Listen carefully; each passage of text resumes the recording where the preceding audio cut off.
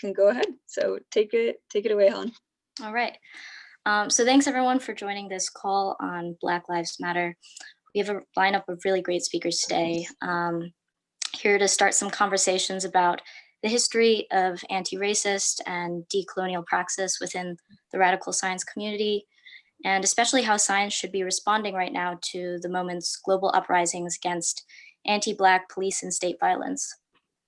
So just in case some of you are attending one of Science for the People's events for the first time or are thinking about getting involved with us in the future, here's just a little bit of background about our organization to get us started.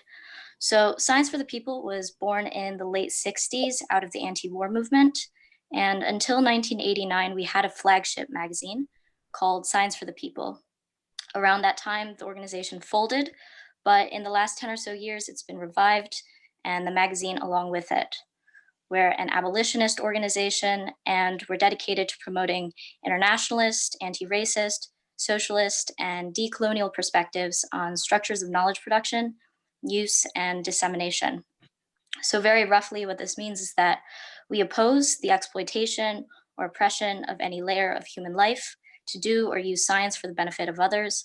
And we support struggles by oppressed peoples everywhere to reclaim land, power, resources, and agency through science, in science, or other arenas. In general, the way we act on our commitments as an organization is through direct action, movement organizing, and publishing left perspectives on science. So if you'd like to get more information about how to get involved with us, you can check out our website, or feel free to just message a host in the chat to let us know you're interested. So the way the call will work is each speaker will speak for about 10 to 12 minutes. And after all of the speakers have finished speaking, there will be a Q&A where the speakers and everyone else on the call will have a chance to pose questions, answer questions, and make comments in relation to this call's topic. So throughout the event, feel free to just post your questions and comments in the chat, and people will make sure that they get picked up. So the way the topics we'll be discussing today are first, Yao Gbanaglo from the DSA AfroSocialist Caucus will give an overview of events of the ongoing Black Lives Matter uprising. And then Sam Anderson, a member of Science for the People and one of the founding members of the Black Panther Party and activist within the Student Nonviolent Committee. He'll give a talk about anti-racism, decolonizing science, and radical science. And then Baba Ai, an editor of The Socialist Worker and co-convener of the Coalition for Revolution, will talk about the internationalism of Black Lives Matter. Originally, we had on the agenda a speaker from 350.org, but unfortunately, organizers from that organization won't be able to join us today due to the tragic deaths of Rayshard Brooks in Atlanta and Florida Black Lives Matter activist Toyin Salau. So we send our solidarity. So yeah, that's the way this event will pan out. Yao Gbanaglo, it will be our first speaker. So just to say a little bit more about Yao before you take it away. Yao is an anti-racist activist involved in a number of movements from Black Lives Matter to ecological sustainability with Extinction Rebellion. A former neurobiologist, scholar, and current engineer with a passion to examine US and world history through an intersectional lens, Yao works with the ultimate goal of articulating an informed, liberatory worldview and the praxis of manifesting that future communally. So Yao, feel free to get started. Howdy, y'all. Thanks for coming out today. I just wanted to start with the beginning of this movement. For those who don't know, in May of 2020, Toyin was lynched by the Minnesota Police Department in broad daylight, which was captured on cell phone video. Local community organizers began to rally the public and created a number of protests. As the collective outrage grew, more and more cities around the United States began to rise up against police brutality and the institution of the police at large. But if we take a step back, the movement did not begin in a bubble, as I'm sure we all know. It is the culmination of decades of struggle within the African diaspora, to uprisings in Harlem, Wye, Ferguson, and countless other cities around the nation. The civil rights movement of the 60s achieved a great deal of progress. It ultimately failed the deeply entrenched racial politics that continue to exploit and exterminate Black and Brown to this day. As such, the people have risen up to demand change once again, specifically for reforming, defunding, and ultimately the abolition. We in AfroSoc believe that the demand must go further. Simply abolishing the police does nothing if the carceral state continues to imprison and therefore enslave Black and Brown people.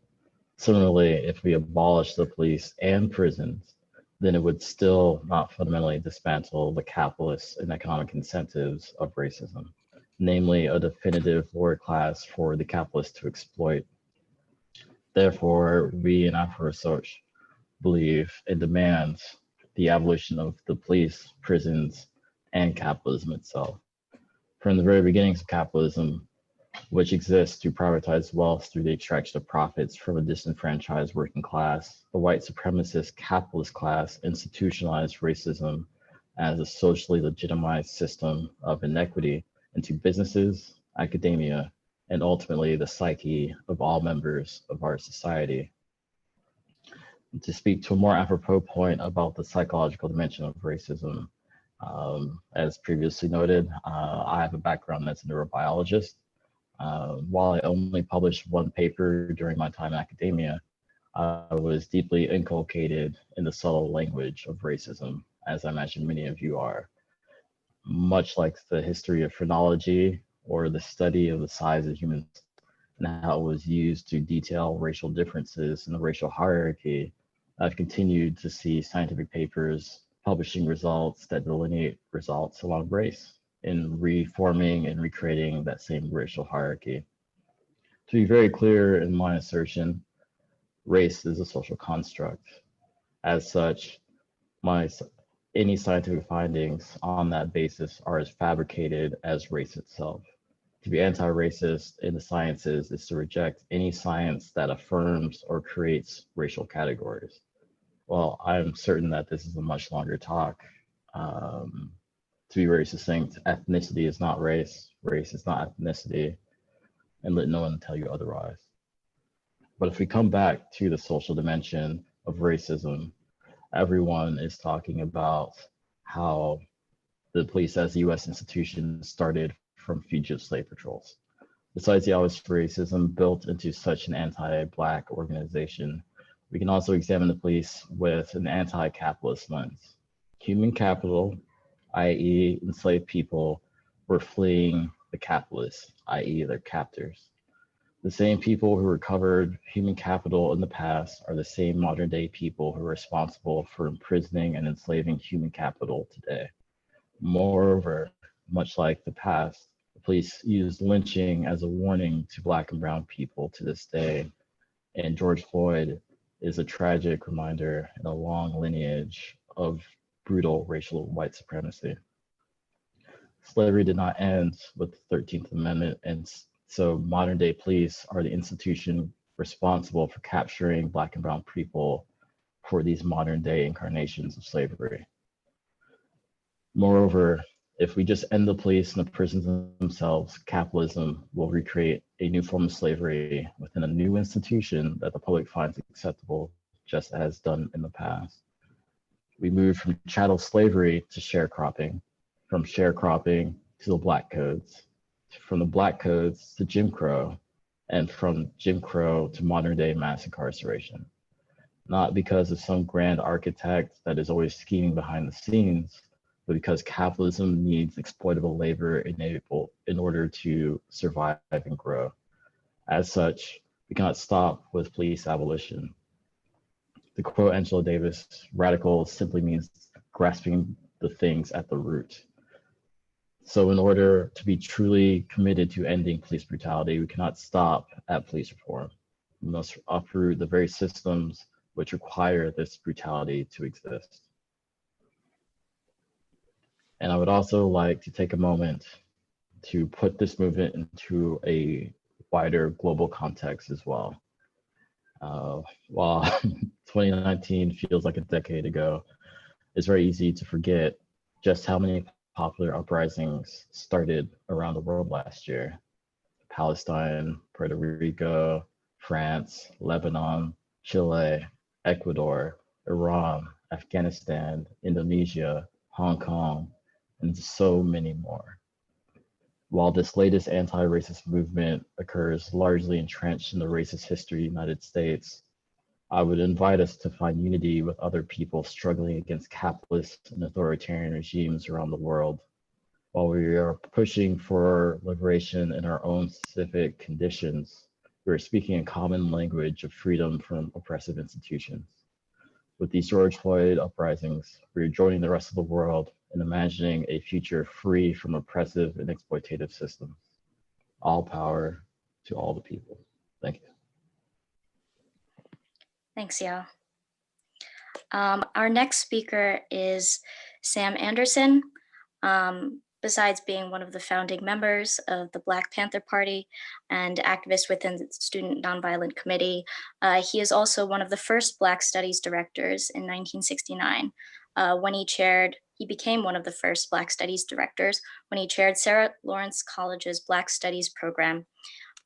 He is also a Science for the People member and education activist. So Sam, thanks for speaking today and feel free to get started. Thank everybody for organizing this, and thank everybody who's on listening to this. My brother started off with a very powerful overview of the situation that we're facing in the 21st century, and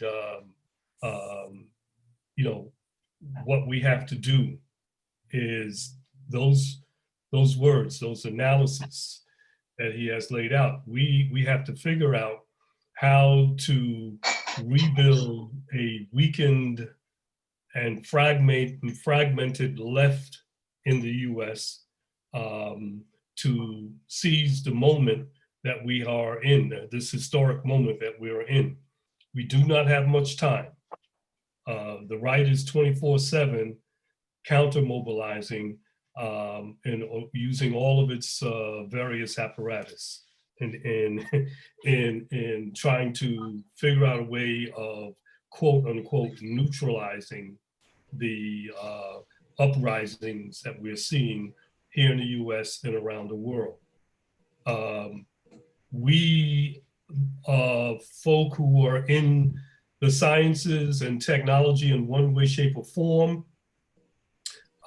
need to figure out how we give a contribution to pushing the struggle forward. Sometimes it may seem like if you're an astrophysicist that you may be very, very remote from the realities of the pandemic or the realities of you know, the police brutality, police terror issues. But there are many creative ways in which each one of us can participate in this. First and foremost, we are humans on planet Earth who are concerned about not only humanity, but also planet Earth. And the fight against capitalism is a fight for humanity. And we need to find, as I stated before, we need to find ways of mobilizing within the organizations or new organizations of science and technology, and outside of that in our communities. We also live in communities where we see various sites of struggle. So we should get involved in those areas. And I think the younger generation of people who are out in the street, in spite of the pandemic, are taking up this cause of seeing the necessity of being in your neighborhood, in your communities, fighting for social justice. And our task is to help that movement push itself forward, mature, and become institutionalized, and become a true revolutionary force in the US. You cannot have a revolutionary force that is spontaneous and survive. It has to be rooted in organization.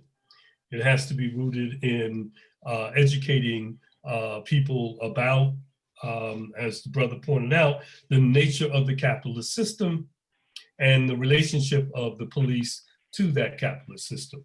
And that's I think that's one of our major tasks, is to inform people that there is no dichotomy between police and capitalist development, that the capitalist development needs the police as has been historically laid out. I think we are challenged in this in a very specific way in terms of those of us who are in the field of science and technology.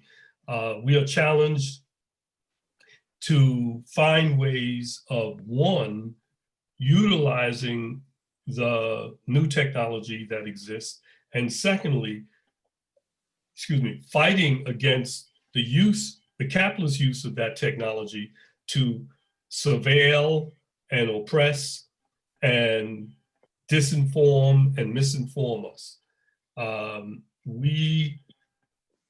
Many of us are on the cutting edge of this 21st century technology, and we should find ways of taking advantage of that and laying out to people the ways that they can use it and the ways that are currently being used against us. That I think that's very, very essential, because the social media component is critical. We would not have had the massive continual turnout for now almost 20 days if it wasn't for the social media. The work that we did 50, 60 years ago in organizing in the United States was by phone, by letter writing, by traveling by car from place to place. And if you had a little bit of money, maybe fly over to some place. It was not as instantaneous and broad as we have at this point. And we should find ways of developing and developing that social media aspect and pushing it forward, with the full understanding that the rulers, the Zuckerbergs of the world, the Bezos of the world, are finding ways of countering this, because it hits their bottom line. And one way of countering, an attempt to counter it, is to absorb the movement, to make it, oh yeah, we're part of this. You know, in fact, we'll give you $10 million to support your effort, or we will open up our walls for artists to do something on the walls and the murals and so forth. So the process, what I'm seeing now, is beginning to happen where the quote unquote less fascist elements of the capitalist forces are of trying to find ways of absorbing our spontaneous developments that are massive, and absorbing it and redirecting it into some controllable pablum for the people, and disempowering the very powerful thing that at this moment today that the masses of people in this country have. We again need to think about and figure out very, very quickly how to seize this moment and take the leadership and some of this spontaneous cloud on a windy day kind of movement, and begin to shape it into something that has a direction, and it has a socialist purpose. It has an anti-racist purpose. It has a power to the people purpose to it. And it's a major, major challenge. And I hope we, in the course of our discussions, I hope we are able to begin to see how we can move this now fragmented left force into a united left force to take the spontaneous movement progressively forward. Thank you, Sam. Just a reminder for those who just joined our call, feel free to post your comments and questions in the chat. And for those who are watching on YouTube, feel free to post your comments and questions there. Another reminder for those who just joined. So originally we were supposed to have a speaker who's an activist with 350.org, but unfortunately the organizers from 350.org aren't able to join us today due to the tragic deaths of Rayshard Brooks in Atlanta and Florida Black Lives Matter activist Toyin Salau. So that's just a note for those who joined. We send our solidarity. And our next and final speaker is Baba Ai, who is an editor of The Socialist Worker and co-convener of the Coalition for Revolution. He is also a policy officer for the health and social sector at the Public Services International, a global trade union federation. He's a contributing editor of the Review of African Political Economy and a member of the editorial board of the Global Labor column. He's written extensively on development economics, Pan-Africanism, migration, health and social care, workers' education, women's liberation, and social movements. And he's the author of Era of Crises and Revolts, Perspectives for Workers and Youth, published in 2012. So thank you, Baba, for agreeing to speak, and feel free to get started. Thank you very much. It's a pleasure to be here. The fire this time is historic in so many ways. It has raged across every inhabited continent in a way like no anti-racist movement before now.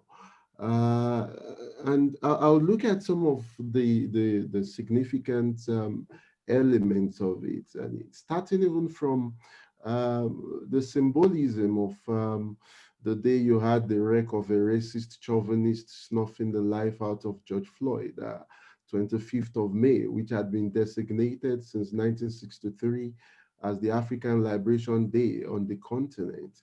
And as one of the earlier speakers said, I mean, it was a spark, which reflected decades, in fact, indeed centuries of not just racist attacks, but also fight back against this. But in looking at how it has spread, the length and breadth of how it has spread, at the last count, well over 70 countries. And while in some maybe scores of people, like in Nigeria, in several, you have had not just hundreds or thousands, but tens of thousands. Was arrested July 14th on accusation. Australia, in Britain, and they have not only stood in solidarity with the Black Lives Matters movement in the United States, they have also brought to bear concerns of anti-racist concerns in the different countries that you have seen this movement.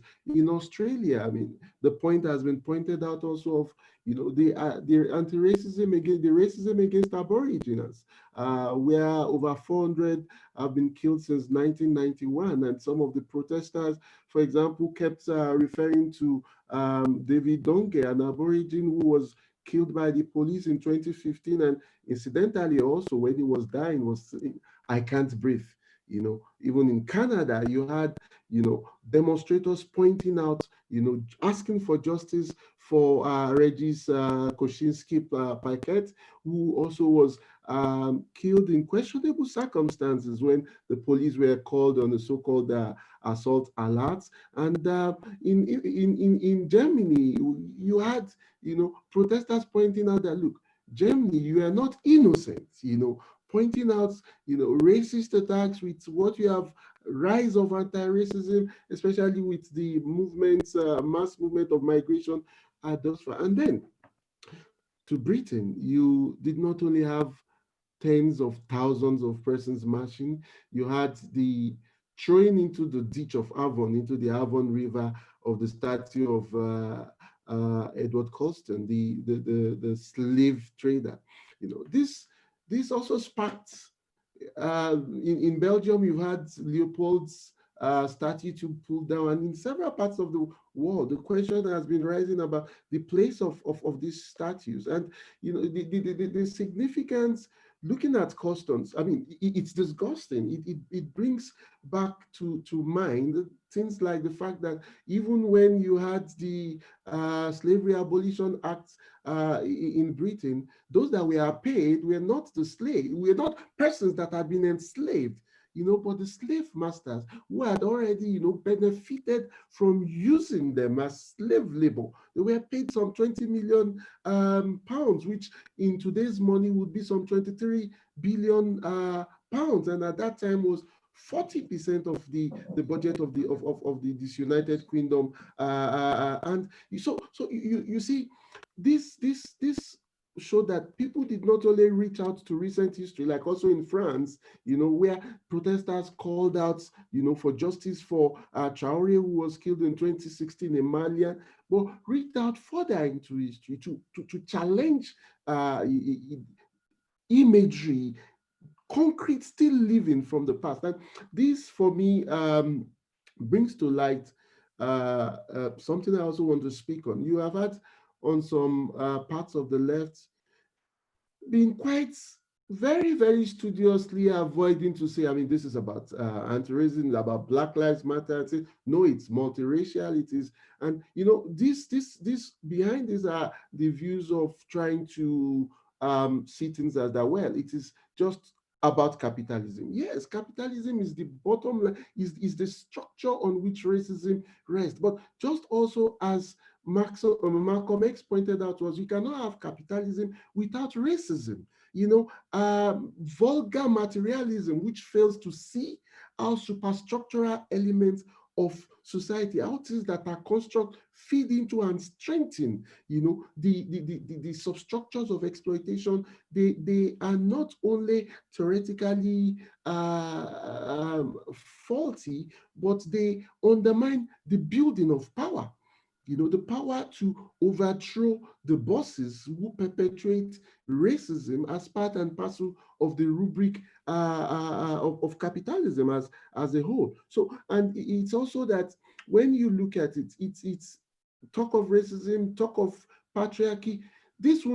Socialist revolution is not a silver bullet. We have to fight this. I mean, and that was why Engels, for example, pointed out that, look, yes, these are superstructural elements. And he gave the example of law. But then they assume some dynamics, and which we must challenge while not losing sight of the fundamental role, of the economic structure. And then looking at things broadly, I was very happy that Ayada spoke to the issue of technology and all that. And this also takes us back to, the contradictory nature of capitalist development, and which in the Communist Manifesto, for example, Marx and Engels pointed out that the capitalists have to revolutionize not only production, but also transportation and communication. But this also become means empowering the struggles of working class people. And that is why you see Thomas Carlyle in his History of the French Revolution, when he spoke of the word, the prince, he pointed out that, look, this was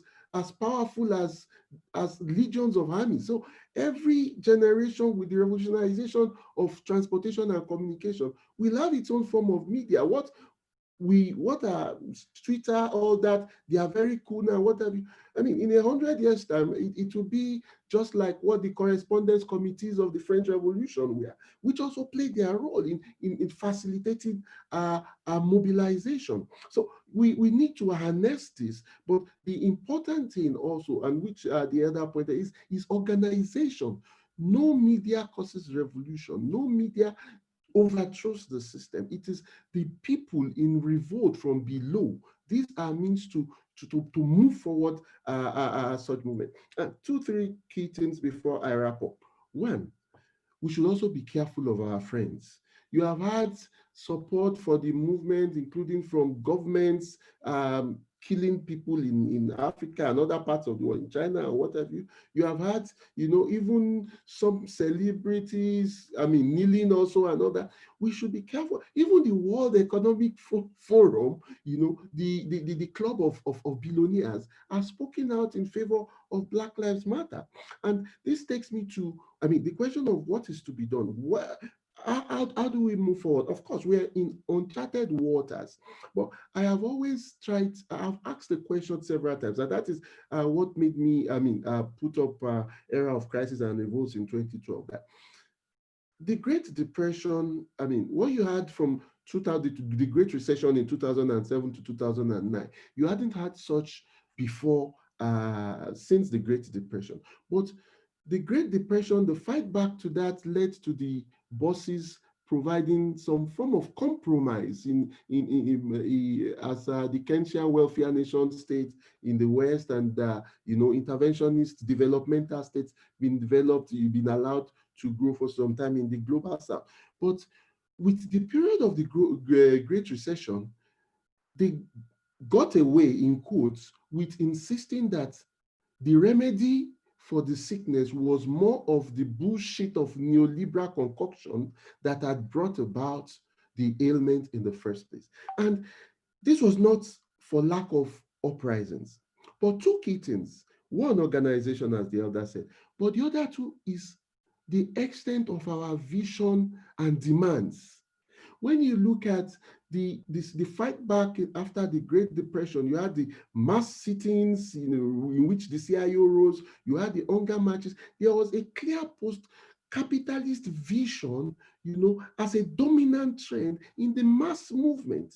It was much more than just seeking for even the most radical of reforms. We were like, we are overthrowing this whole thing. We want to take over the old bakery and not fight for some crumbs. And that is why a member of parliament in Britain said, look, if we don't give them reforms, they will give us revolution.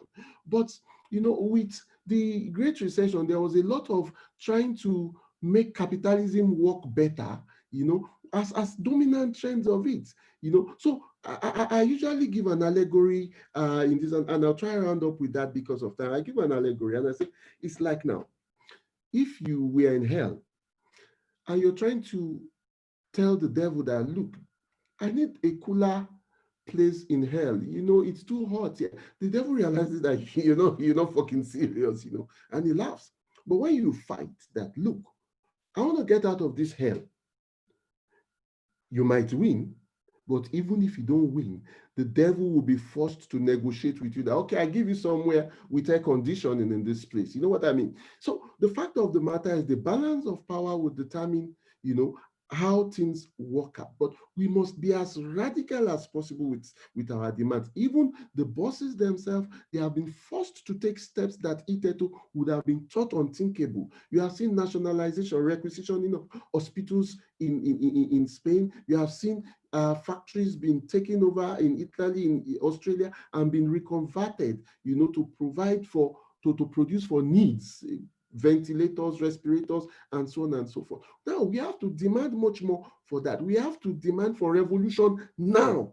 We have to demand to get out of the hell of capitalism. And we have to show the various connections, tie them together in our theory and in our praxis. Anti-racism is decidedly anti-capitalist when taken to its logical conclusion. You can't be anti-capitalist without being anti-racist. So we have to take these struggles and this thinking to the logical conclusion, and we fight like crazy to defeat the bosses this time and bring to birth a new world.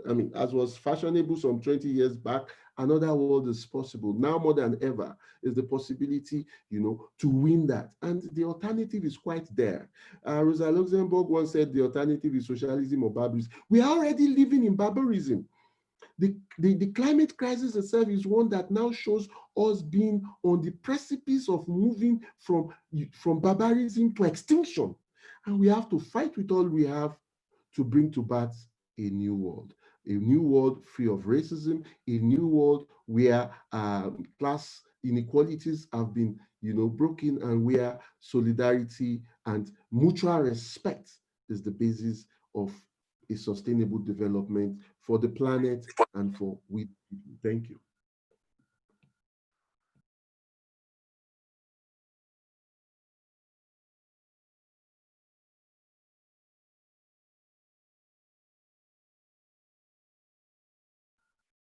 Hello? I think you Helen? muted Helen. Helen, you're muted. Can you hear me now? Yes. Sorry about that. So I was just saying, thank you, Baba, for those inspiring and insightful comments. And thank you to all our speakers for joining us today. So now we're moving to the Q&A section of this event. So our first question is from Peter Jurek. How can we be on the lookout for and identify the efforts you mentioned to absorb and redirect the movement? I gather this question is for any of the speakers, so feel free to jump in and answer as you decide. I'm not clear on the question. Could you repeat it again? There's Sure. something, it seemed like there's something to be missing in that. Sure. So the question is, how can we be on the lookout for and identify the efforts you mentioned to absorb and redirect the movement? Oh, I see. I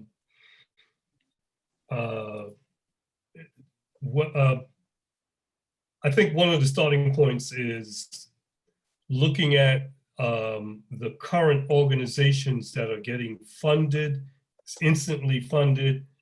Some of those organizations, well, I shouldn't say some, 99% of them are 501c3 organizations, which means that they are beholden to the capitalist laws of the society, which means that they can't step out and do particular things that organizations that are not beholden to the federal guidelines of their political practices. That's one. The other is the sudden advancement of individuals who literally came out of nowhere and now are so-called leaders of this movement. And secondly, thirdly, I should say, the advancement of particularly Black hustlers who were around 20, 30 years ago, also now coming out and being quote unquote new civil rights leaders and so on. Particularly example is Al Sharpton, who's been around for now some 40 years. I knew him when he was a teenager hustling in Harlem, tickets to fights and so forth, and then trying to find a way of getting into the movement.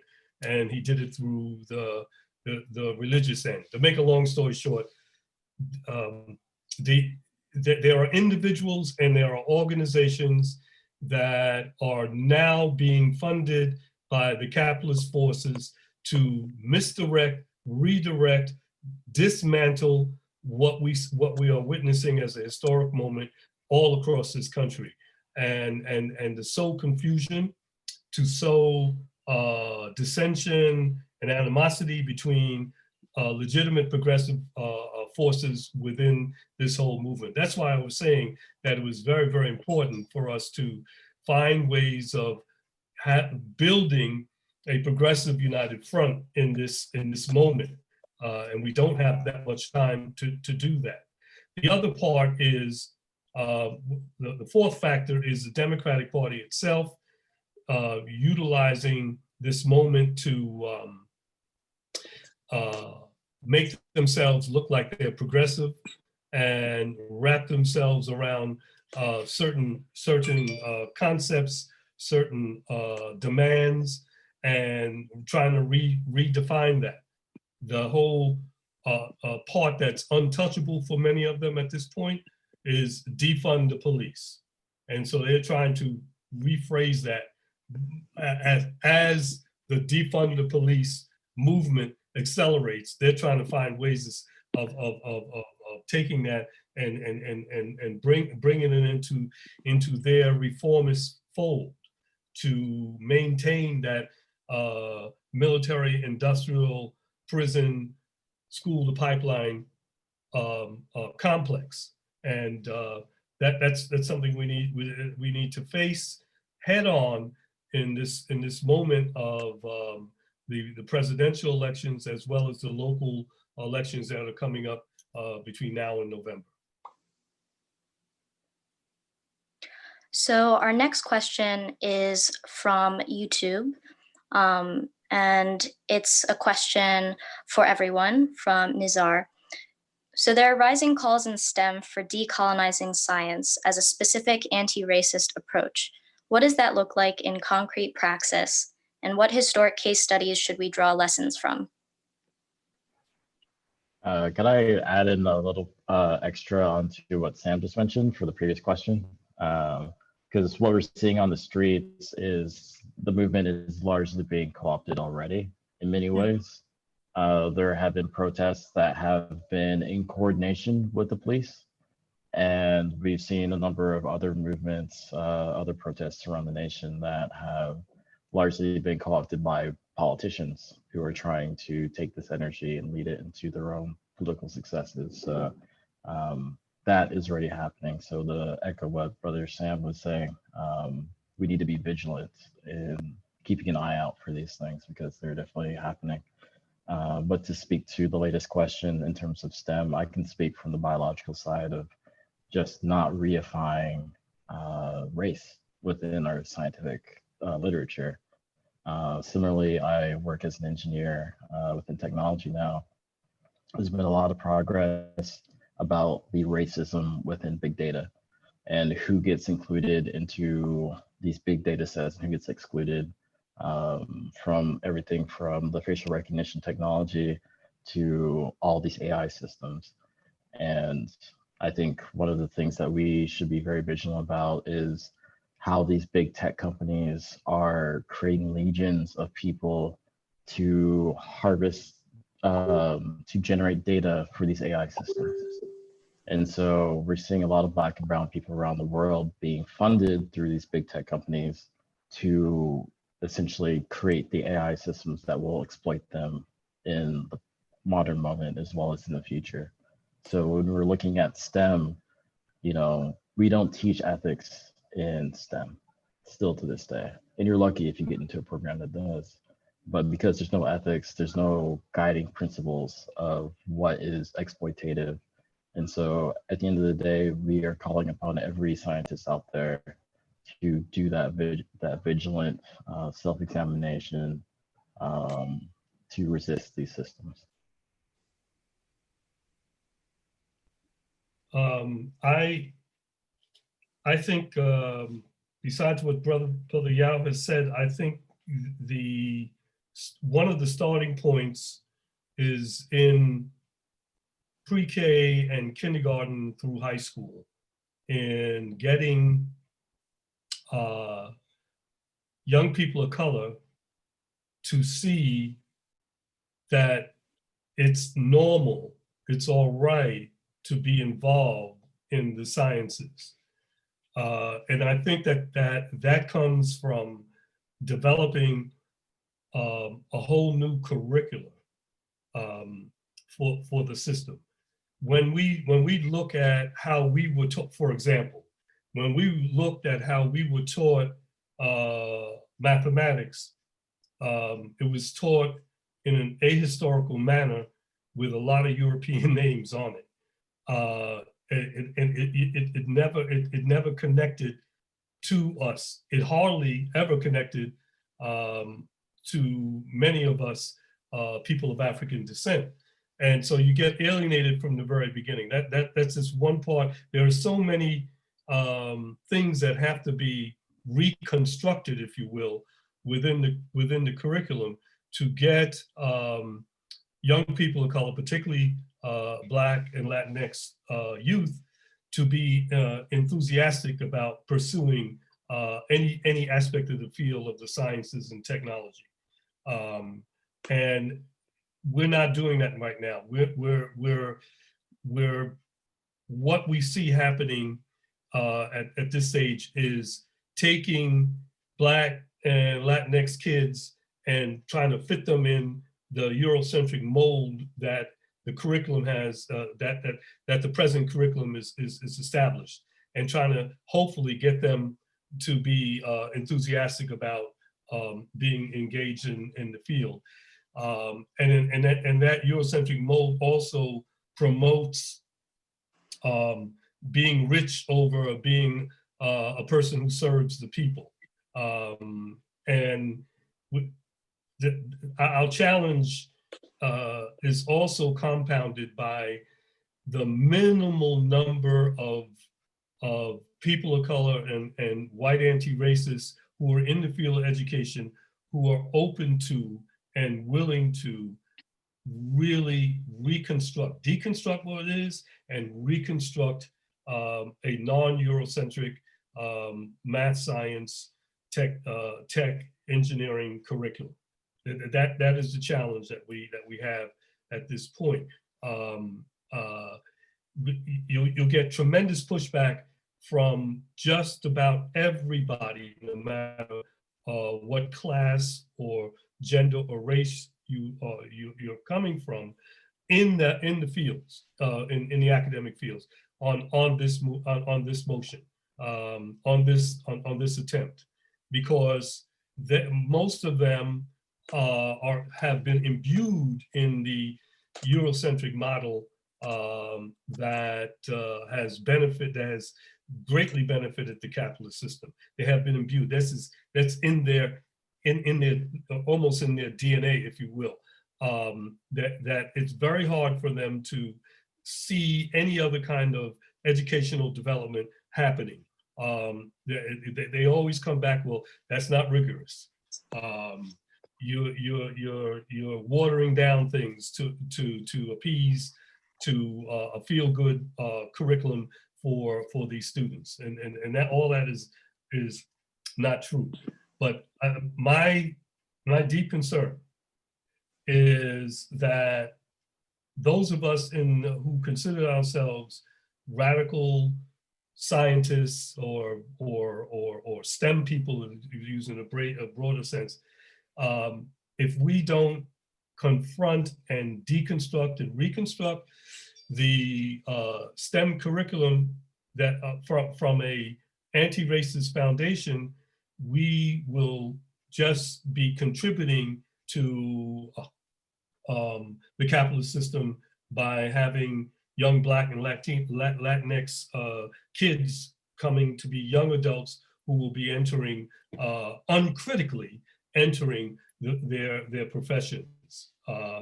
And excuse me, we will lose a whole nother generation to this. We cannot afford that. As mentioned, with the reality of the environmental crisis, which impacts people of color worldwide, deeply impacts them worldwide, and we have no forces at this moment of our own people who are able to come with an alternative to beating back this environmental crisis, as just one example. I want to quickly look at some tying together of the two questions with regards to those co-opting them. Part of the challenge also is about we as organization, is about strengthening the more revolutionary, the more radical poles of attraction to people being inspired at this point in time to joining the struggle. It's the challenge of building organization, of consolidating whatever organization is quite palpable right now. We also, it should be, I mean, power respect only power, you know. But talking of identifying our friends in quote, I mean, by their fruits we shall know them. Of course, there are more subtle sheep in wolves in sheep clothing, but I mean, where you have forces that try to, I mean, railroad such mass movement from below strictly into franchise democracy of going to thumb some paper in November, you know that no, I mean, it has to be much more than that. This, even if it includes this, you know. So and also relating that, I mean, for time quickly to the second question of science, technology, engineering, math, STEM, and it is very important to fight for the deconstruction, the decolonization of a curriculum. But I also think that, I believe, I mean, that is also generally part of the thinking of science for the people. But I want to emphasize that it's also quite critical to look at the issue of education now beyond the institutional curriculum. It's about also popularizing this. We talked earlier about the current what's it called, the current means of information, communication, and technology, new information.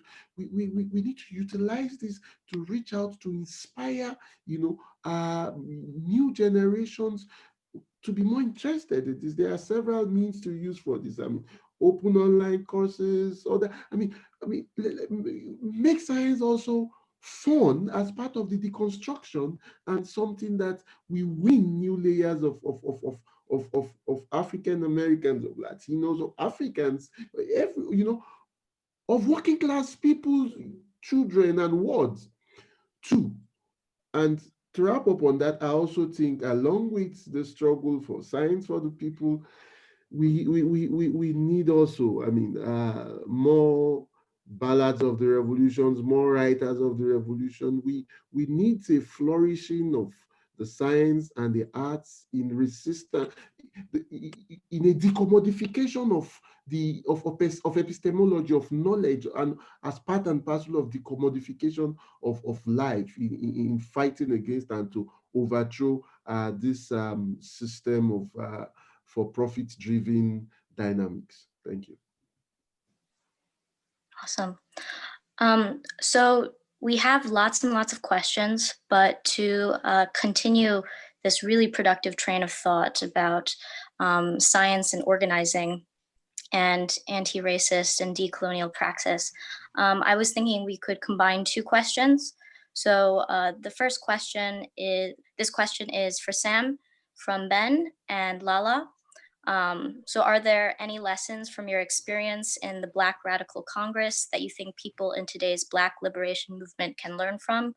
And could you also please just talk a little bit about anti-racism work in Science for the People?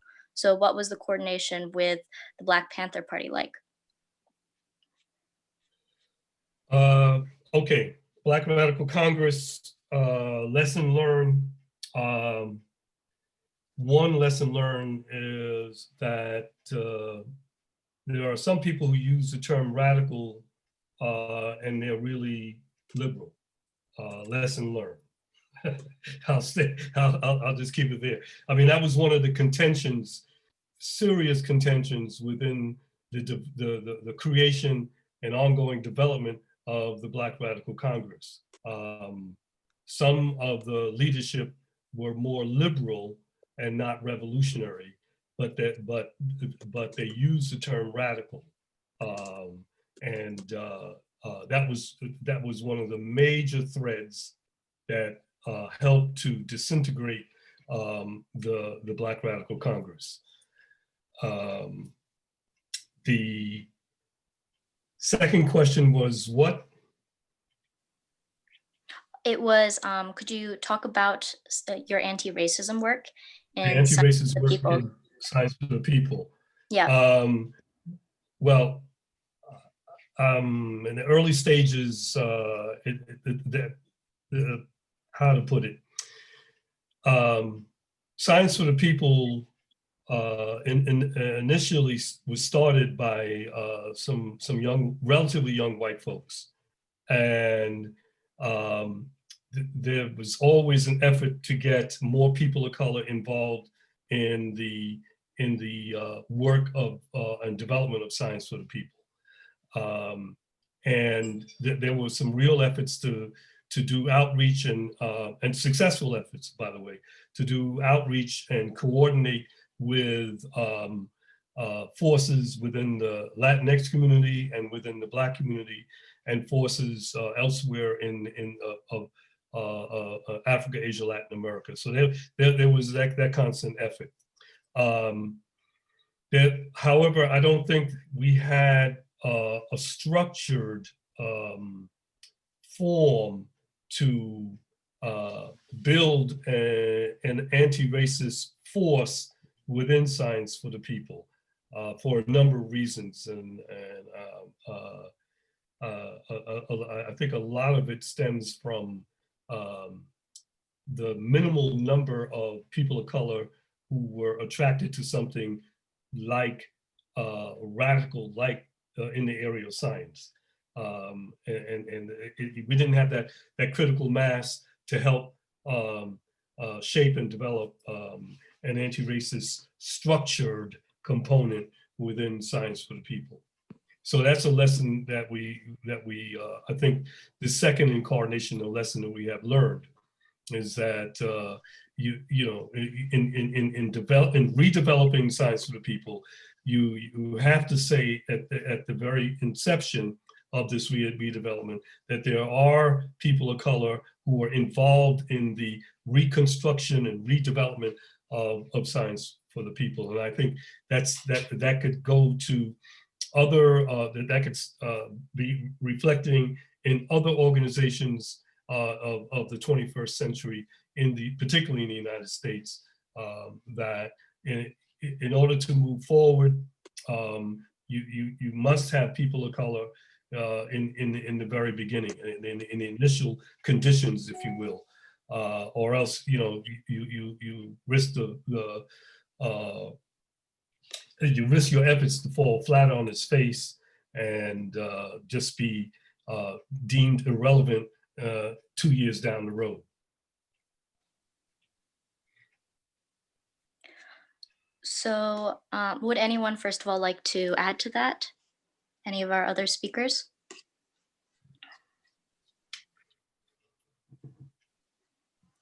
Okay, so I guess to continue talking about STEM and problems with the representation of people of color and grassroots organizers within most university STEM departments, we have a question from Stephen Fernandez. So whether it's university STEM departments or funding agencies such as the National Science Foundation, I see deeply entrenched racism and an embrace of neoliberal capitalism and militarism. I've written a number of founding organizations such as the NSF, and at this point, my sense is that I've just ensured I'll never get funding from groups such as these. How do we move the field of STEM to support local-based initiatives such as Cooperation Jackson, Cooperation Humboldt, Mission Industrial, and Casa Pueblo in Puerto Rico, and First Nations leaders such as water and land protectors?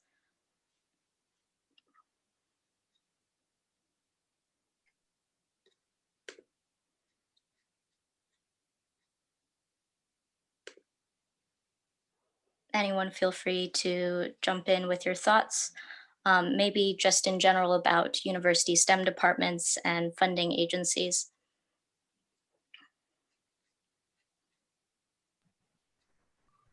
I'll take. Look, I'll take. Oh, you. Somebody else can go. Go ahead, Yao.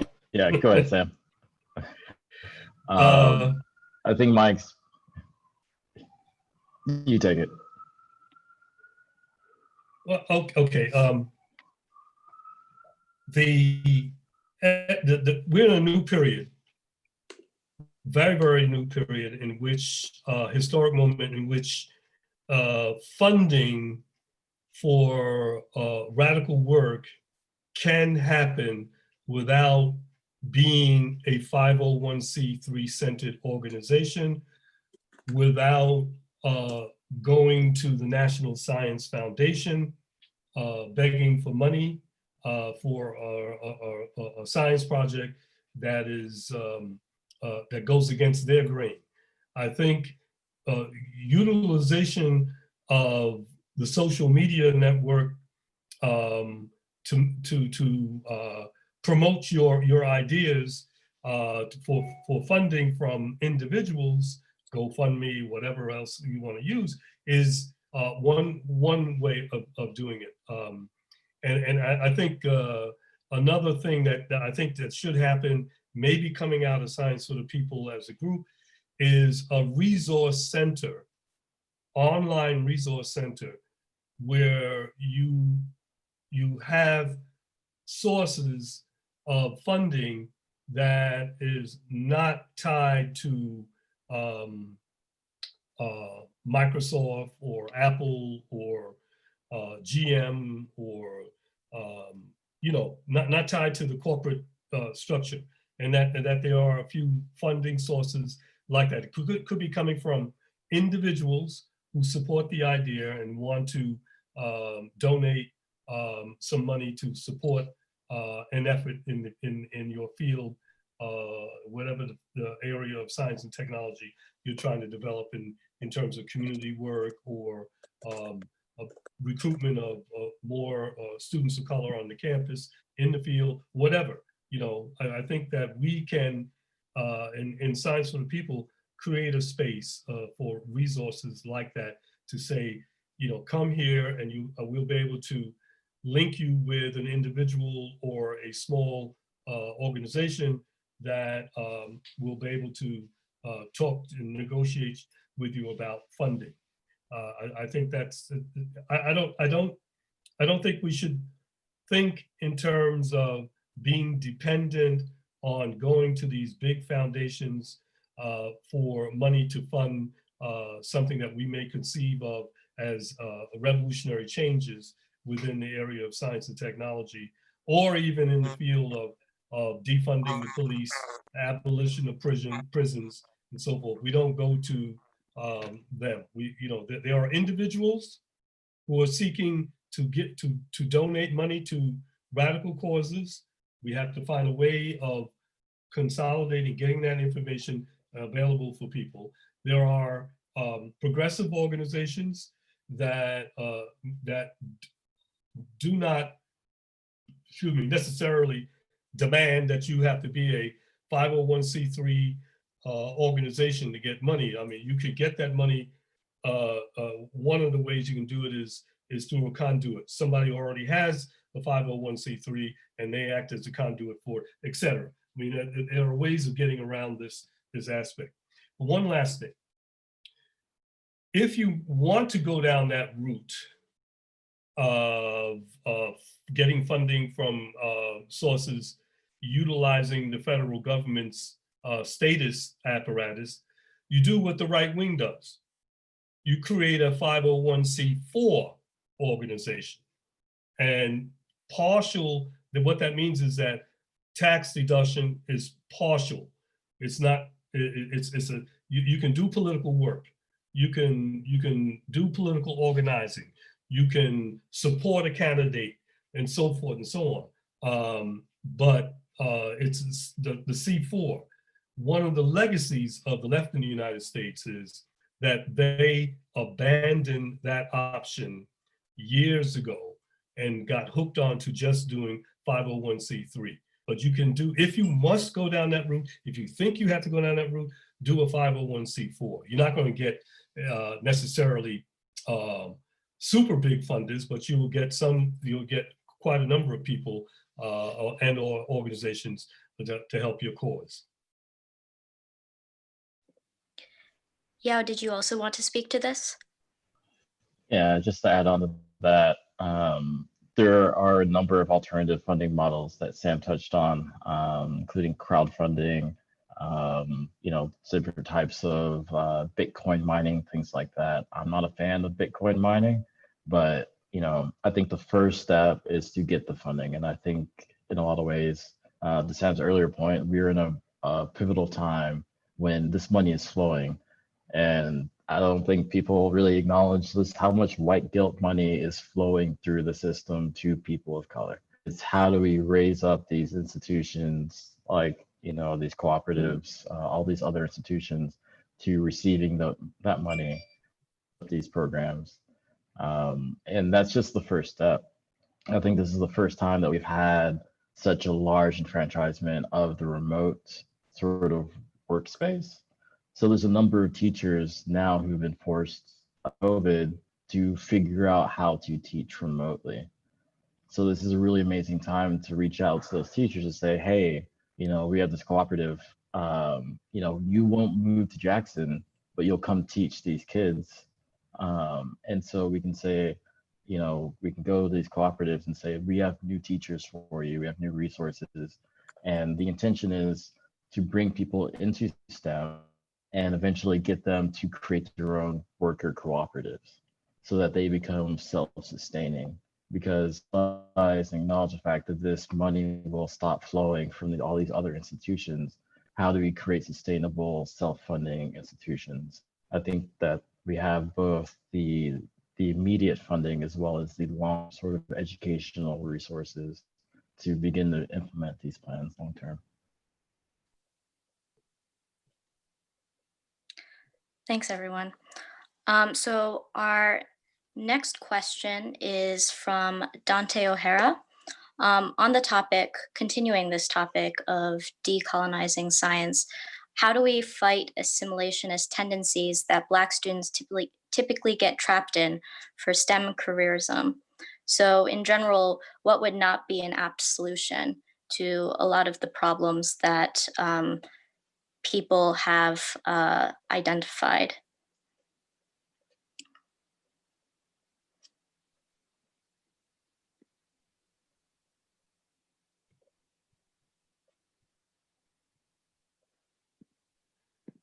Well, let me start again.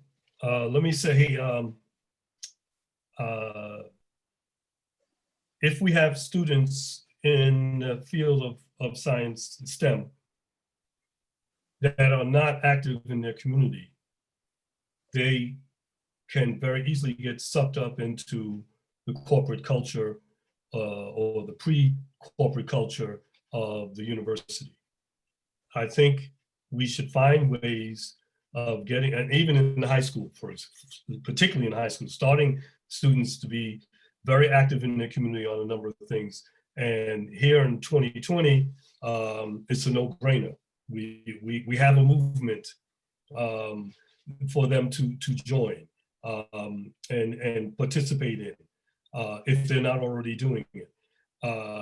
And there are various ways that they can contribute. We can work with them to figure out ways they can contribute to that.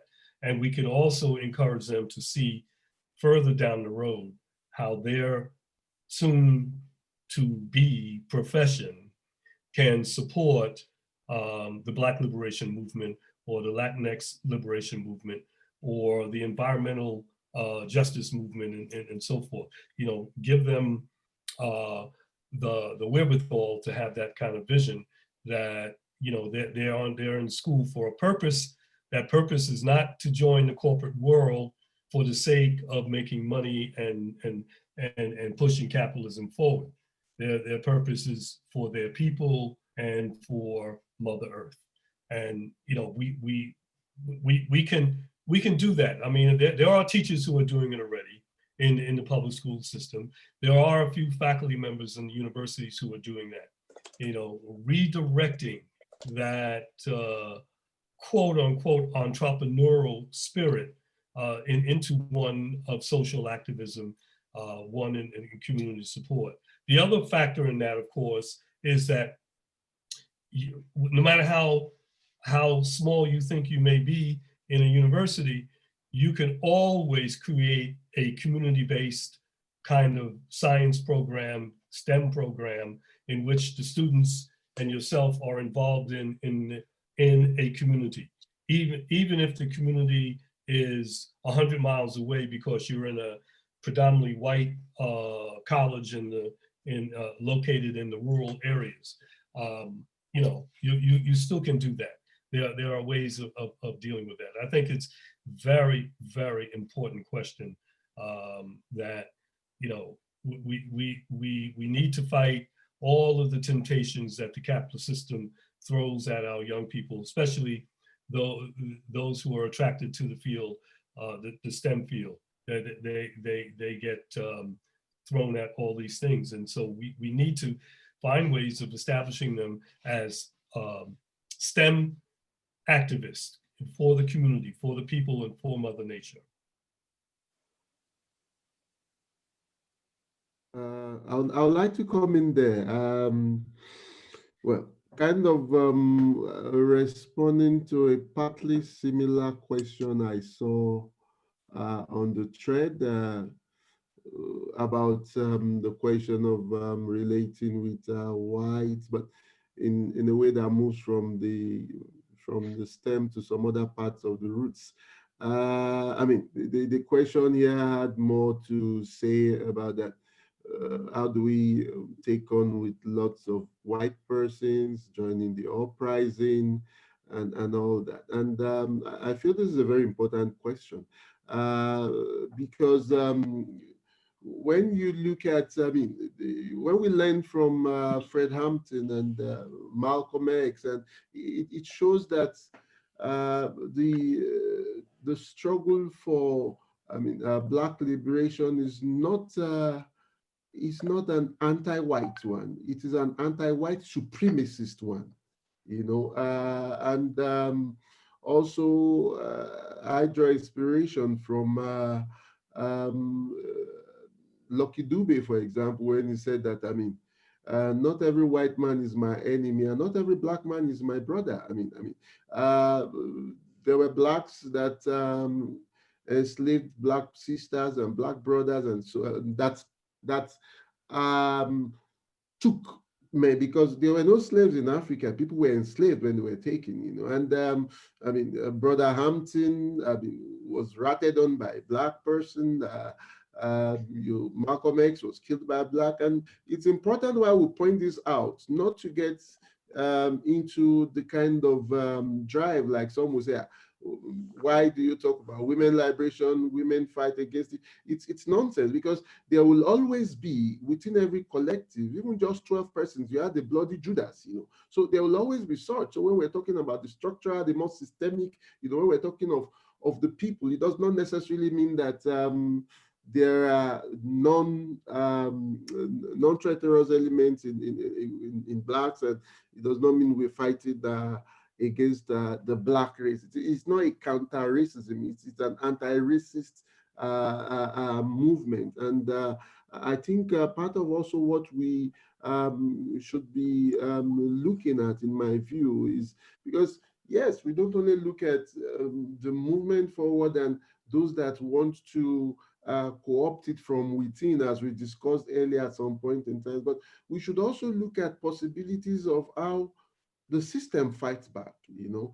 I pointed out earlier that, I mean, I'd always been keen on looking at, between the Great Depression, what happened and what were the different responses, left and the right, and the Great Recession. And because moments of crisis are also moments of contestation for how society moves forward. And it was not just the Keynesian welfare nation state, it was not just the New Deal and all that came out from the Great Depression and subsequently World War II. I mean, it was also fascism in its different colors, I mean, in Italy, in Spain, and with Nazism. And we are having new fascist flanks now. And part of, I mean, it's a critical element of the struggle on how we fight fascism in any and every form, you know. And part of what you see is the Black Lives Matter global uprising has also challenged not only racism in places like Brazil, but also has challenged the neo-fascist Bolsonaro. Just as what you in the United States now, the question of a president that's, you know, kinds of engenders, you know, you see now things like the militia movements that are at a point in time gone, that they are rising up again. So the movement being anti-racist and decidedly anti-fascist, you know, and the movement being, where and when necessary, able to defend itself, I believe are critical elements of issues, I mean, for discussion and action in moving forward. Thank you.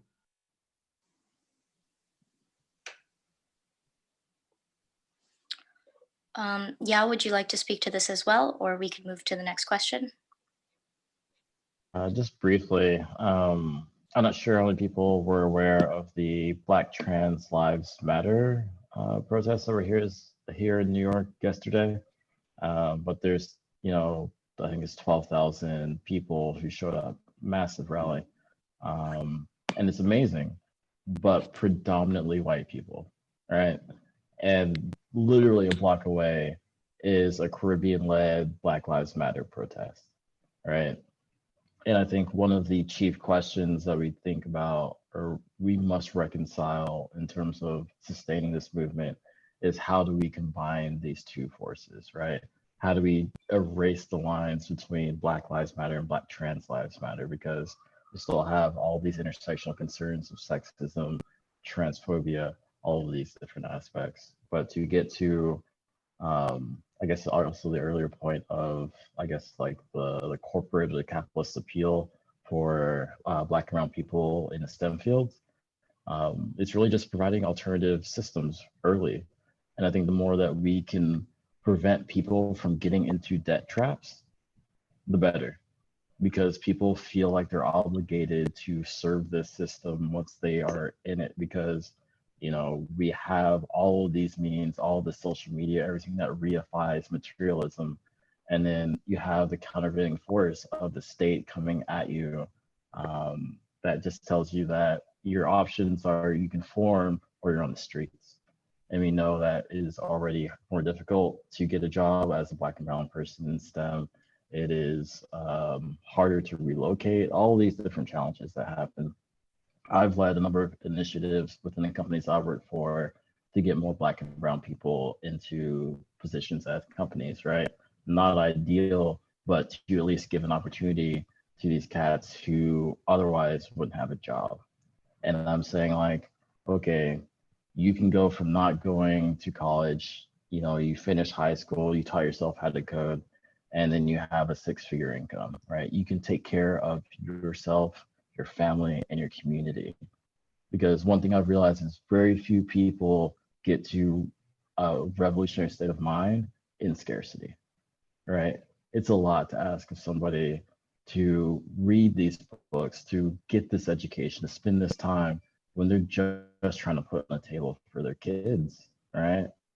And so, when we think about how to prevent people from getting caught up in the system, we have to think about prevent them from becoming financialized in a lot of ways.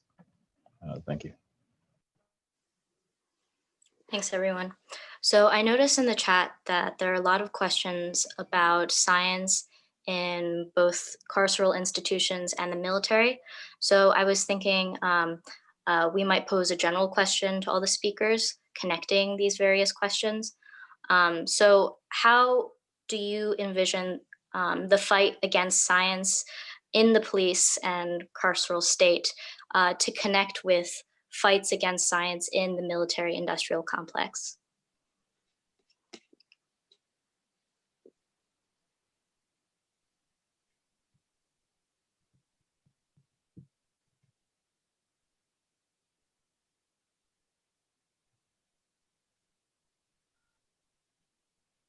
Could you rephrase your question? I got the part about science within the military industrial complex, but not the first part of it. Sure. So the question is, how do we connect the fight against science and its complicity in carceral institutions like the police with the fight against science that's been going on for a long time in the military industrial complex?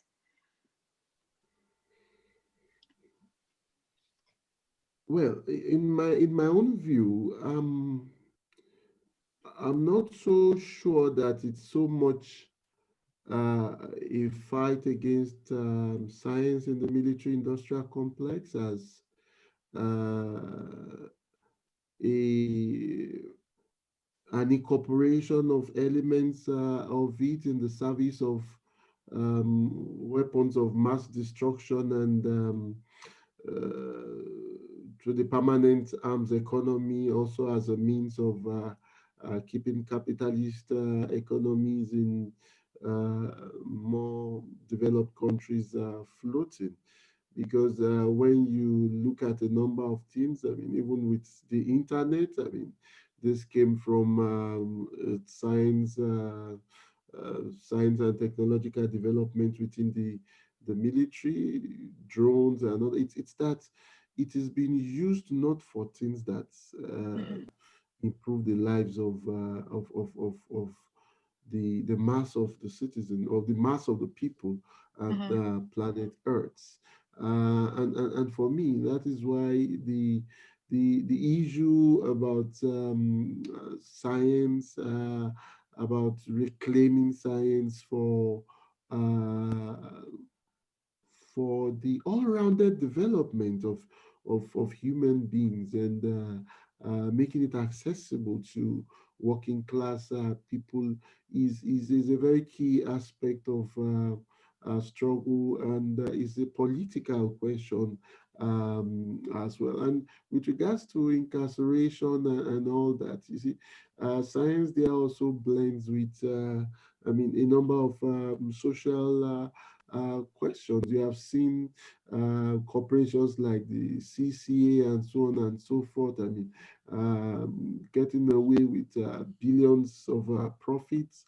And it is also quite closely tied, sort of, with the issue of privatization.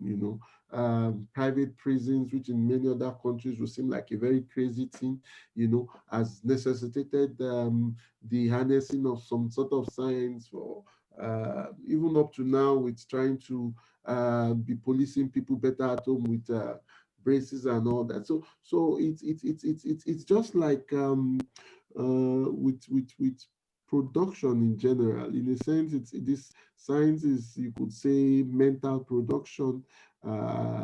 It's about it's about changing the relations that control this. It's about and yes, it take a revolution to really do this. But and that is why I also talked earlier of strengthening means and avenues and channels of outside even the institutional context, popularizing and making science and STEM in general accessible to the younger generation in particular, and working class people in general. I think that the defund the police movement is addressing a part of this by recognizing that the police in the United States has been hyper militarized, and all of the surplus stuff that the military has gets dumped into the 18,000 police departments in the United States in various configurations and various amounts. And on top of that, the type of training that the police get is more military training, particularly those police who are in the larger cities.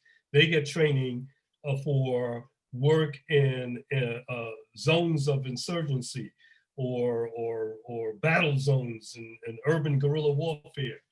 And how do we know that?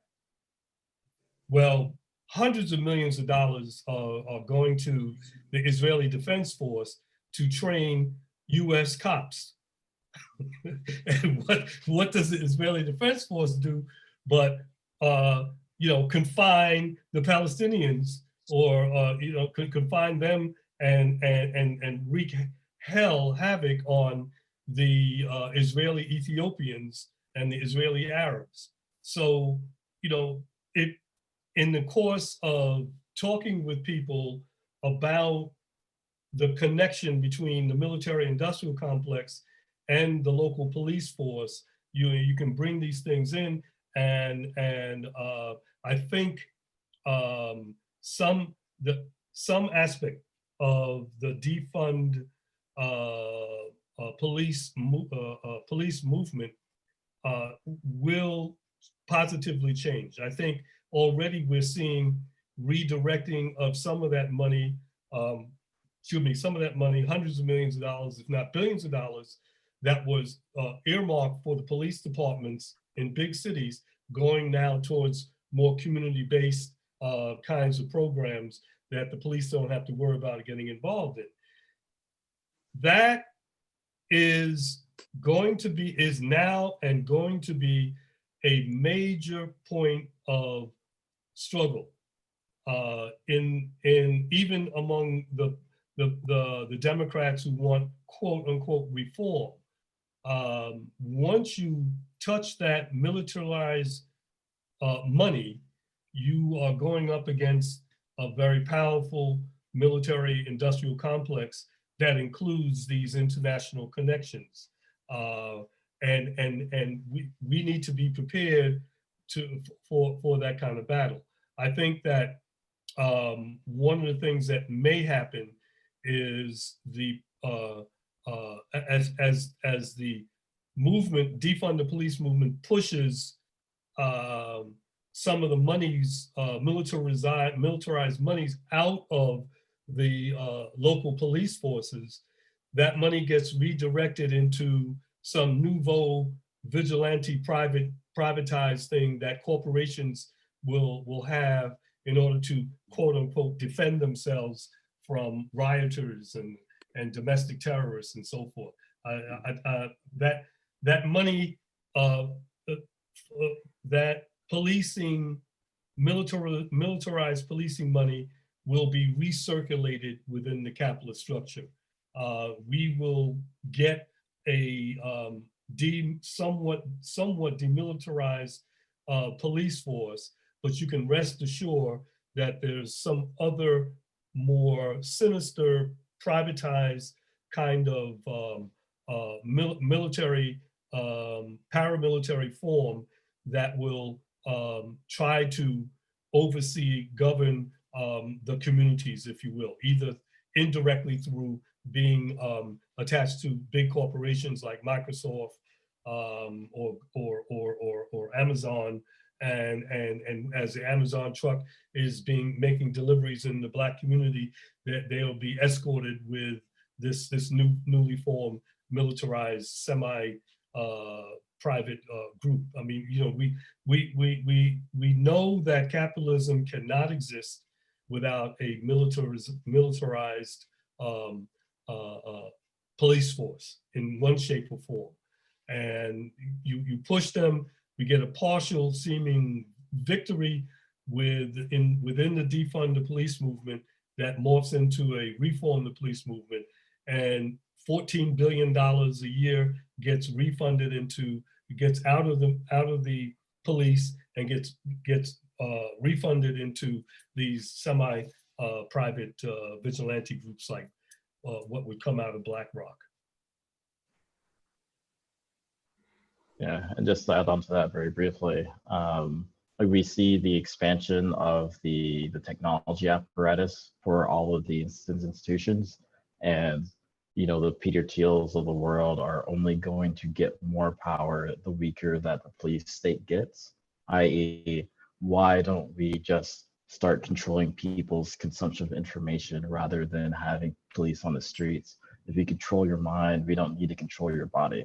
And so we've seen this happen before, time and time again, with, you know, various civilizations being subjugated within the very psyche that they have. And so as we look at abolishing the police, we should also make sure that we're abolishing all the institutions around them to make sure that they fundamentally lose this power and ultimately challenge the capitalism underneath.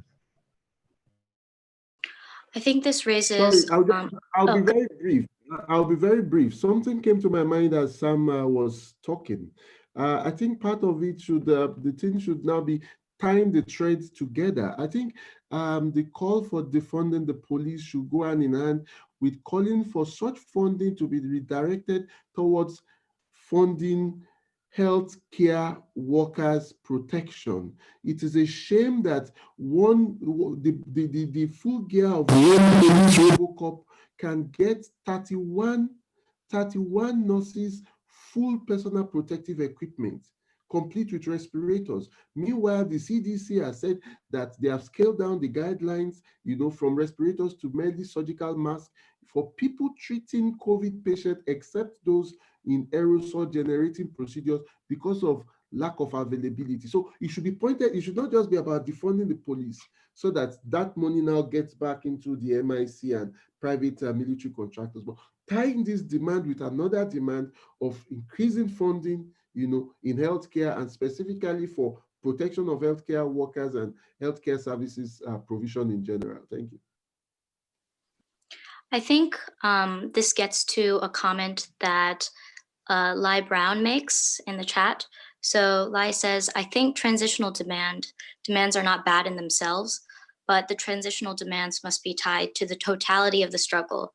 And that's the reason for a revolutionary organization or party. You have to broaden the struggle and deepen the demands with revolutionary socialist perspectives. I'm wondering if any of you have any thoughts about this comment, would like to respond. No, I agree. I mean, that's the work that we have to do. It's a big challenge, but that's exactly the work we have to do. I also agree with that, and I mean, the challenge is always how do we get from here to there.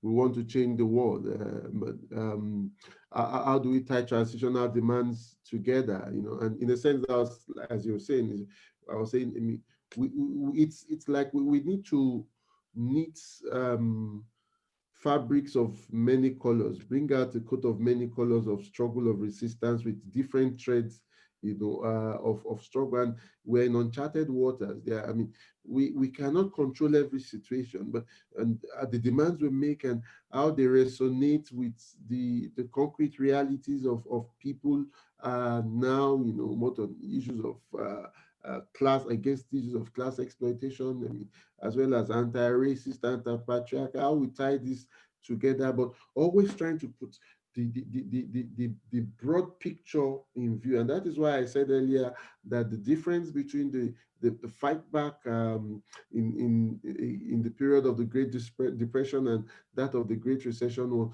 about the dominance of, about not only organization, which was also very critical. I mean, you had strong left movements, I mean, communist parties, Watts and all, and trade CIO arising and things like that, but also a dominance ideologically of a post-capitalist aim, So it is important to keep that aim and tie it with the transitional demands, as like I said. So I agree, tout à fait. I agree totally with him on that. Thank you. Very briefly, I think it's also a time in which we reframe the arguments fundamentally. I think when this started, it was just stop killing Black people. And then it became defund the police, and then it became police abolition. And, that happened in the matter of a couple of weeks, when I remember talking about this stuff for years. And I don't think that we really appreciate how much opportunity we have to reframe the world of possibilities. And so as we begin to look at this in terms of transitions, we can also frame what that transition is too, so that we say this and nothing less. Because right now we have the largest transfer of wealth within a generation due to COVID. We're going to start seeing massive numbers of people losing their homes, evictions, and the entire country's collapse from the economic crisis. And so by framing what is possible, I think we can give the people in the streets a sense of what the new world will look like. Yeah, I agree exactly. One of the interesting things that happened back in the mid-70s in Harlem, we were part of an organization called Black New York Action Committee, Black New York Action Committee. And we were doing a number of things, but one of the things that we did in that period was meeting with folk, young and old, and having them visualize a Harlem that was different than than the armed camp that we were living under. And we said, why must we have police? And that was a big, big question about, well, people get into fights and so forth. Well, you don't need the police to intervene in the fight. If you know the people in your community, you can negotiate, or, have a discussion with them. Or if there is a brother beating a wife or child abuse or something like that, you can handle that, right? People agree to that, So you planted a seed in people's minds. What is the purpose of the police if we can handle 95% of all of the issues in our community, if we had our own little group of people or ourselves doing this? And the challenge is for us is that was some 40 years ago. How do you sustain that discussion through generations in the community, to the present? How do you do? That's the big challenge. You had people who were enthusiastic about that in that moment, in our small little organization that had some influential work around rent and collecting garbage and stuff like that. But our challenge was we were not able to institutionalize these ideas. And here we are in 2020 with this defunding police concept now on an international scale. How do we, our challenge as progressives, how do we institutionalize this so that when reformists make their moves, that you have a critical mass of people who are saying, oh, okay, that's good, but we need to go one step further. And here's the way we could do that. Here are some ideas how we can envision having our community be safe without the cops around. That kind of thing. That's the kind of, lack of a better phrase, revolutionary thinking that we need to infuse in the masses of people. Otherwise, the vast majority of people will be looking to the quote unquote experts, right? The ones that they see on TV or the ones that come into the meetings. Those experts their whole concern is not dismantling the police and the whole concept of policing, but to reform it and put a smiley face on it.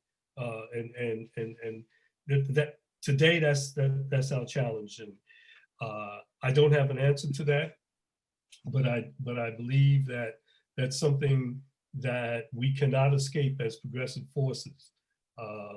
The challenge of infusing vision that very specific, infusing visions of a community without police.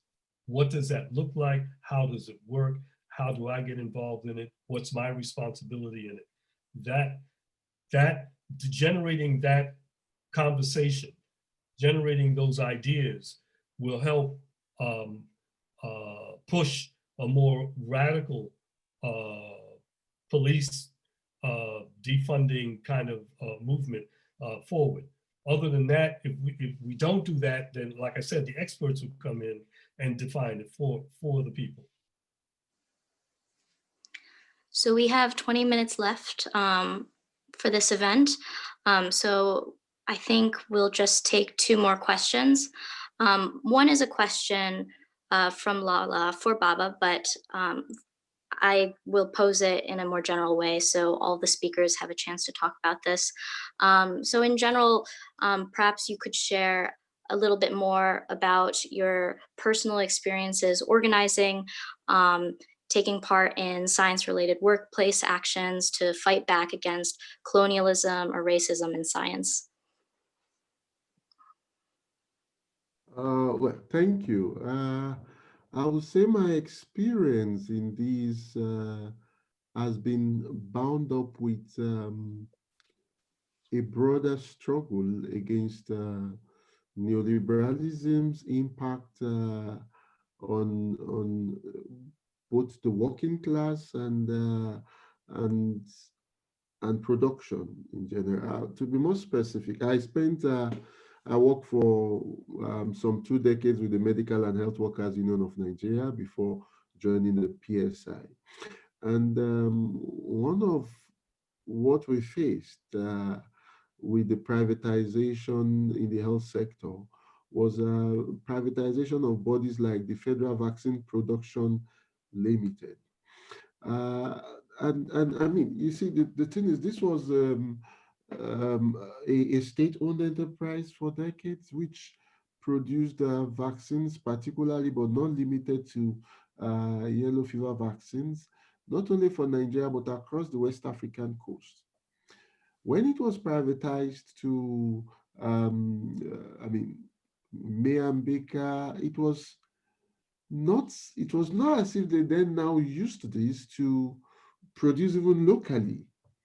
It was to use that to shut it down and still continue importing, drugs, that's vaccines that were being produced there. So we had a long drawn, about 6 years struggle there, demonstrations, strikes, and all that. But eventually they got that done. But what we could win as some concession was not to have the laid off workers finally disengaged. They were then moved to the Ministry of Health. So you see, I would say that the issue of colonialism or neocolonialism in science, which is closely tied to the issues of expansion of corporations' powers. It's part of the new imperialism driven by privatization, deregulation, and liberalization of markets. Then, what I would also then say is you have had massive attacks on the teaching of sciences. Particularly, this was then I was a student leader in the late 80s into the early 90s. You had the IMF conditionalities calling for the rationalization of courses that were considered not to be entrepreneurial, and along with that was when things like entrepreneurial centers started springing up on campuses. So a number of basic science courses were to be rationalized, but we fought against this. That was also the period we had the academic reforms campaign, where we challenged both the international financial institutions inspired programs and the then military government on relating to that form of reforms in the academia, with a more progressive one, which emphasized the importance of science and the balance between science and arts, and against the commodification of what education should be. So in that particular one, we were at least victorious in stemming the tide of sacrificing science on the altar of IMF's mammon. Thank you.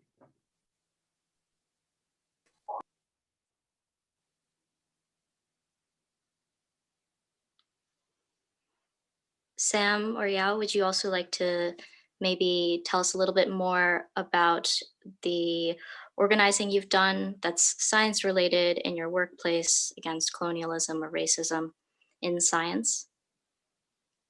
Yes. I was on mute at the time, but I was responding to Baba. The IMF World Bank had a phrase for what happened to you and a serious number of African intellectuals and students. And that phrase was intellectual capacity development. And that what that covered is everything that what Baba said, erase science, they don't need that, make them, depended on the corporate world being, let them strive for business. I want to be an African entrepreneur or a Nigerian entrepreneur, that kind of thing. My area was in academia. I'm retired now. Was in academia, and I had a very unique experience in that I don't think it could ever be replicated again under capitalism. But I had the experience of, along with other progressive faculty members, create a 4-year college from scratch. And so that was the College of Old Westbury in 1970. So we just questioned everything about the capitalist university, and why should we do it that way? Why are there Black studies programs being developed? Why are there Latino studies programs being developed? Because the Eurocentric mode has kicked you to the curb. Well, we don't need to do that. We could do something else. Why is science in a department, why is physics in a department that's different from chemistry, that's different from mathematics, that's different from biology, that's different from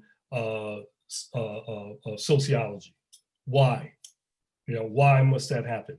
And we came to the conclusion that the university under capitalism developed these departments for the sake of divide and conquer, for the sake of people scrambling for money, for the sake of not having a consolidated esprit de corps, if you will, across the curriculum, and also for the sake of atomizing things for the students, to have them not see the intimate connections between literature and the sciences, between the sciences and economics, between the sciences and the psychology, of the social psychological fields and so forth, and music, if you will.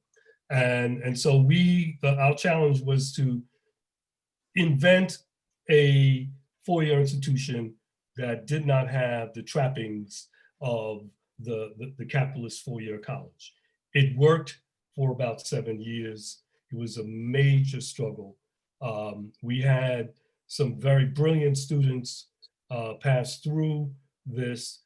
We had a unique student body with that period. The median age was 27, and it was more than half women, and it was 2/3 Black and Latinx, and 1/3 white folks and other Native American there.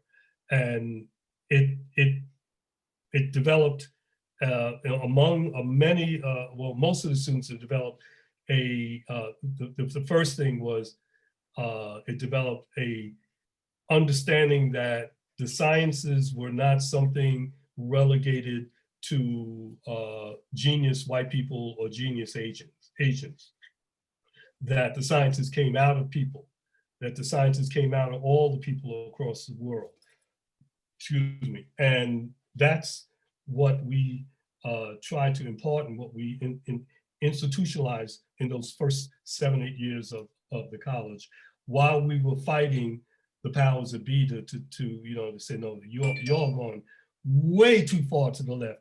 We're going to have to do something about that, and they started picking at us like bit by bit here and there and so on down the line. It was a challenge. My work in the Harlem community was over the years centered around helping young people in the Harlem community realize that math is not something evil and impossible, that math has its origins in Africa among your people, their ancestors and so on. And that we had workshops on that and so forth. The other factor, the last thing I want to mention about it, the other factor is working with the late French physicist Maurice Bazin around developing material for the universities that directly dealt with the development of science and technology in Africa, Asia, Latin America, that was pre-Europe development and parallel to the European development and post-European and American development. However, the unfortunate thing about it was a 2-volume work that we worked on.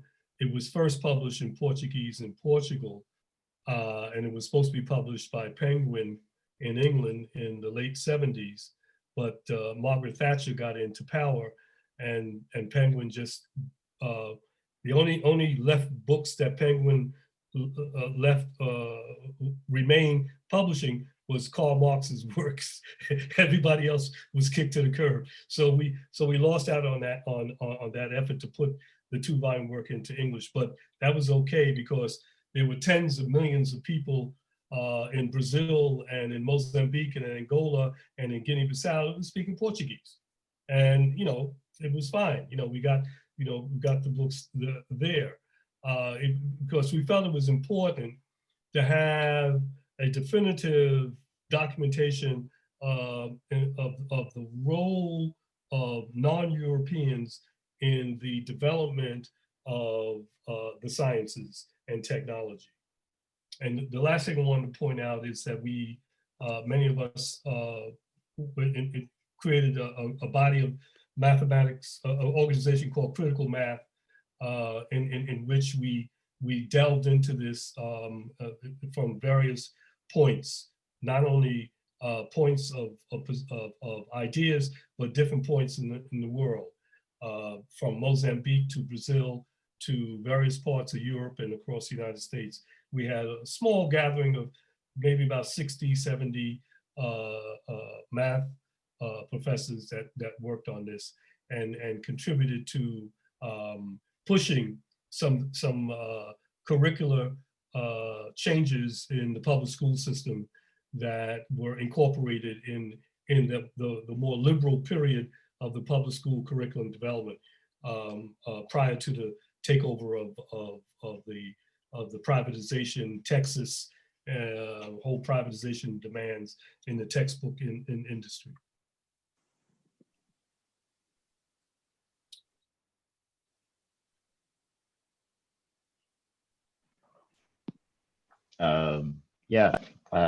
I think between Baba and Sam, quite caught between 2 luminaries. So I think there's a couple of decades between us. But to just kind of lay down the foundation of my own sort of arc, I grew up in the South where, there wasn't access to any liberal sort of education. When I say liberal, I mean progressive. Fundamentally, I remember being taught that Malcolm X was a violent cat and, you shouldn't listen to him, you should get in the MLK and all that kind of sort of indoctrination. So it was and still is a lifelong journey to begin to undo that. And I think one of the things about growing up either within the 60s of that era of revolutionary thought or growing up outside of the United States, you have greater access to that knowledge. I didn't really get a really good chance to experience it until I was in college and really got to live in a communal setting in which, everything was communal. Like you cooked together, you cleaned together, everyone did labor, the whole thing was self-sustaining. And it was my first time to really live outside the capitalist mode. And being in that community for a number of years was the first time when I really began to question the capitalist structures. Obviously, that leads to a number of actions, both here and abroad.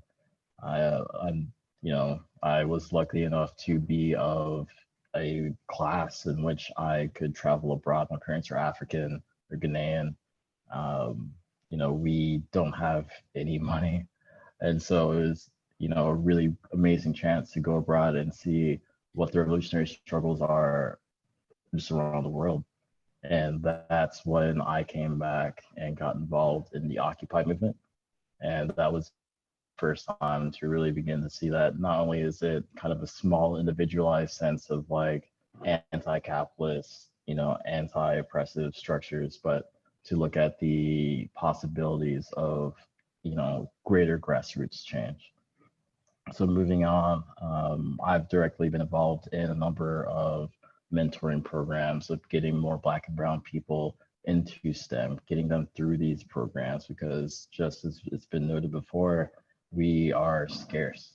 And, it's tragic because not only are we being disenfranchised at the social and political levels, but I don't think we really have come to reconcile the fact that we are like going through I want to call it like the go west young man period of technology.